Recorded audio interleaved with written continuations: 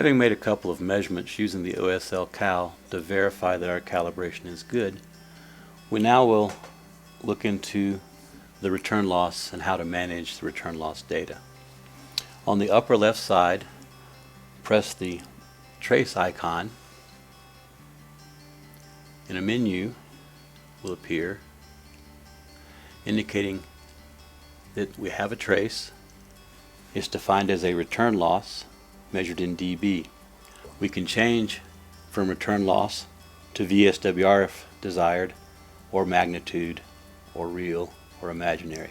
In this particular case, I'm going to cancel out and stay with dB.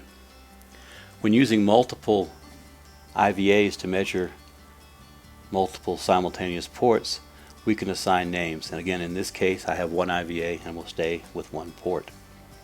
The return loss measurement could be replaced by a cable loss measurement, a distance to fault, or a spectrum. The four types of measurements that we can make with the IVA at any given time. In this case, again, we'll follow through with return loss. Options that we have is if we desire a limited frequency range, we would override the stimulus by throwing the switch, and it would allow us to change our frequencies for start, stop, and number of points. In this particular case, I'm going to again leave it at the standards, and we'll come back to this in just a moment. Finally, we have limit lines which we can apply. These limit lines are created as we go and will be the subject of a future video. With the traces all defined, we can add traces if we'd like a second trace.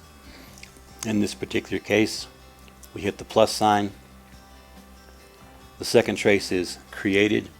Again, we can use any particular measurement. In this particular case, I'm going to use cable loss just to indicate the division, and we're going to leave it in dB.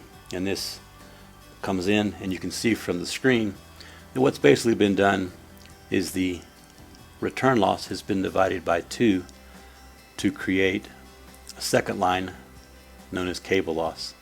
It's not as meaningful in this particular measurement, but with a short attached to the end of a length of cable, we can make a reasonable measurement.